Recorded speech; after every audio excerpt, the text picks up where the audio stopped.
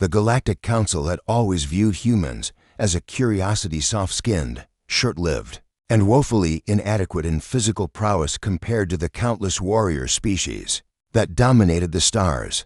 They were tolerated, even welcomed, for their diplomatic skills and surprising capacity for innovation. But warriors, soldiers, the Council had never considered humanity a martial threat. Commander Vector of the Kryn Dominion was a towering figure, even among his own kind, standing nearly 9 feet tall, with exoskeletal plates that could deflect plasma fire and muscles capable of crushing durasteel. He embodied everything the Kryn prided themselves on: strength, dominance, and an unwavering belief in physical superiority. His species had conquered 47 systems through sheer force, and they saw no reason to treat the newer species, especially humans, with anything resembling respect. The incident occurred on Station Helix 7, a neutral trading post where species from across the galaxy conducted business. Under the watchful eye of Council peacekeepers, Aaron Matthews, a 23-year-old human engineer, had been working on the station for 8 months, maintaining the environmental systems that kept the diverse atmosphere breathers alive and comfortable. She was small by human standards, barely 5'4", with auburn hair usually tied back in a practical ponytail, and grease stains perpetually decorating her work uniform. Stanley Chen, her colleague and closest friend on the station, had warned her about the Kryn delegation. "Just stay out of their way," he'd said over lunch in the human quarter. "They've been looking for excuses to throw their weight around since they arrived." Aaron had nodded, but she'd never been particularly good at making herself small or invisible. It simply wasn't in her nature.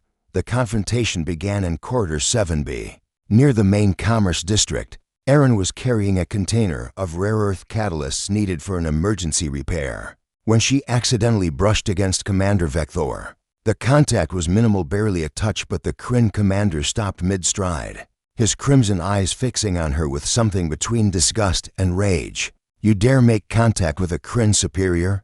His voice was a guttural rumble that made the deck plates vibrate. Aaron straightened, meeting his gaze. "It was an accident.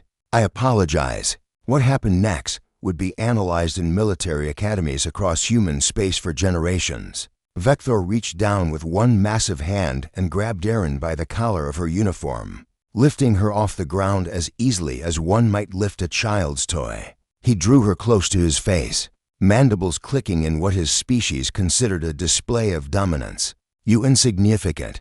He never finished the sentence. Aaron's reaction was instantaneous, and born from something the Kryn, the Council, and most of the galaxy had never truly understood about humans. Earth's gravity was crushing. By galactic standards, humans had evolved under 1 g of constant pressure, building bones like reinforced ceramics and muscles that operated at efficiencies other species achieved only with mechanical augmentation. More than that, humans had evolved as persistence, predators on a death world where everything from the microbes to the megafauna was constantly trying to kill them. But none of that compared to what happened when a human felt truly threatened. Aaron's hand shot out, fingers rigid, and struck Vector's throat at a vulnerable junction between his exoskeletal plates. The blow was precise, delivered with every ounce of fear-driven strength her compact frame could generate. The Kryn commander's eyes widened in shock as his windpipe collapsed. His grip loosened, and Aaron dropped to the deck, immediately rolling away. What followed was less a fight and more a systematic dismantling. Vector, enraged and struggling to breathe, lunged at her with speed that would have terrified most species. But Aaron had grown up in San Francisco, had trained in Krav Maga since she was 12, and had the reaction time that came from evolving under Earth's unforgiving conditions. She sidestepped, and as his massive form thundered past, she delivered a devastating kick to the back of his knee joint, another weak point in Kryn anatomy that humanity's intelligence network had carefully documented. The commander crashed to the deck with a sound like falling armor. Stanley arrived just as station security did, stunned to find Commander Vector sprawled on the ground, 3 of his limbs bent at unnatural angles, his breathing labored and wheezing. Aaron stood 5 feet away, hands raised, clearly ready to continue if necessary, but making no aggressive moves. The medical report that followed became classified information, though rumors spread anyway. Commander Vector had sustained a collapsed windpipe, 3 fractured limbs, 2 cracked ribs or the Kryn equivalent, severe internal hemorrhaging, and most significantly psychological trauma that would require decades of therapy. The phrase psychological trauma became particularly significant. The Kryn had never encountered a species that could threaten them physically.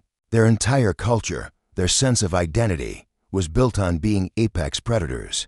Vector's mind couldn't process what had happened, couldn't reconcile the reality that this small, soft creature from Earth had nearly killed him with her bare hands. His recovery took the rest of his life, not because of the physical injuries, though those were severe. The Kryn had excellent medical technology. No, Vector spent the remaining 43 years of his life in and out of psychiatric facilities, unable to sleep without sedation, unable to be in the same room as a human without experiencing panic attacks that left him catatonic.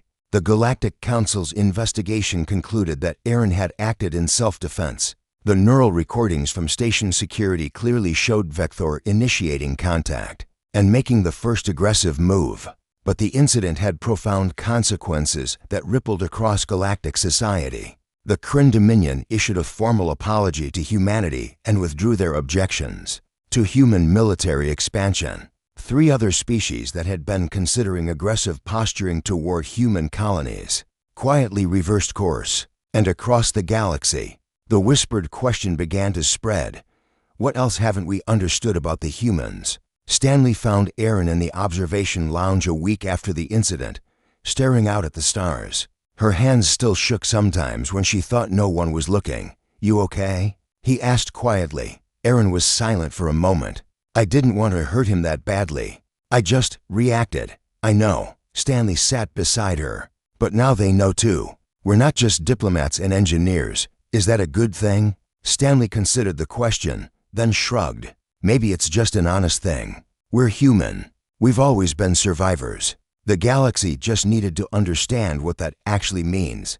Erin nodded slowly, watching a transport ship glide past the viewport. Somewhere on a Kryn medical station, Vector was beginning another therapy session, still unable to explain to his doctors why the memory of a small human woman haunted him more than any battle ever had.